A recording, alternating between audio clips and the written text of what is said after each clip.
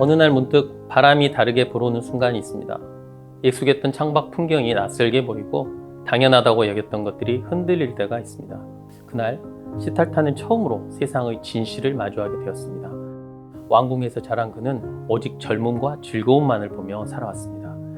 푸른 정원에서 논일고 달콤한 과일을 맛보며 웃음이 넘치는 축제 속에서 시간을 보냈죠. 그러나 어느 날 궁전의 높은 장막을 벗어나 바라본 세상은 전혀 달랐습니다.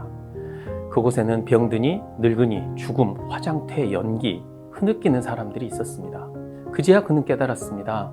삶은 단순히 기쁨만으로 이루어진 것이 아니며 세상은 자신이 알던 것과 전혀 다르다는 사실을요. 그 길 끝에는 반드시 죽음이 기다리고 있었습니다. 그것은 누구도 피할 수 없는 진실이었습니다. 결국 그는 길을 떠났습니다. 왕궁의 비단 옷을 벗어 던지고 가장 남루한 차림으로 보리수 나무 아래에 앉았습니다. 무엇을 깨닫게 될지 모른 채 바람이 지나가는 소리를 들으며 긴 시간을 보냈습니다. 그리고 마침내 그는 깨달았습니다. 현악기의 줄을 너무 느슨하게 하면 소리가 나지 않고 너무 팽팽하게 조이면 끊어지듯이 삶 또한 극단으로 흐르면 그 본질을 잃어버린다는 것을요. 그것이 바로 중도였습니다. 시험관하기 시술을 진행하는 많은 부부들이 하루에도 수없이 걱정 속에서 살아갑니다. 오늘 맞은 주사 한 대가, 오늘 마신 한 모금의 물이, 조금 늦게 잔 잠이 혹시 결과에 영향을 미치지 않을까 하는 생각들이 끝없이 이어집니다. 그래서 어떤 면에서는 노력이지만 또한 다른 면에서는 너무 지나친 많은 것들을 생각하고 행동으로 실천합니다. 운동이 좋다니 하루 종일 체력 생각하지 않고 지나치게 달립니다. 추어탕이 좋다니 몇 날 며칠을 삼시세끼를 추어탕으로 연명합니다. 한약이 용하다 하니 한 달 내내 여기저기 전국 방방곡곡을 돌아다니며 약을 지어 먹습니다. 맞습니다. 뭐라도 해야죠. 그런데 말입니다. 이 모든 것이 평정심을 깨고 있다는 사실, 이걸 알아야 합니다. 노력하되 지나치지 않게 사셔야 합니다. 그게 우리가 할 수 있는 중도의 길일 겁니다.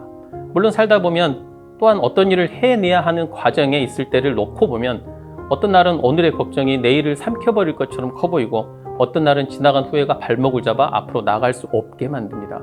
불안은 마치 손에 쥘 수 없는 안개처럼 우리의 삶을 가득 채웁니다. 그러나 걱정이 구슬이라면 어떨까요? 크고 작은 걱정들을 한 곳에 마구 담아두기보다 각각의 그릇에 담아 바라볼 수 있다면요.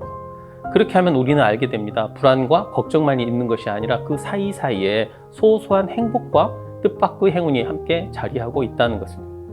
오늘 하루 우리가 무탈하게 시험관하기 시술을 진행할 수 있음에 감사하고 또 한 번의 기회를 가질 수 있음에 감사하며 이 길을 걸어가는 모든 과정 속에서 틈과 여지가 있음에 다시 한번 감사하면서 하루를 살아내었으면 합니다. 삶은 어차피 흔들리는 것입니다.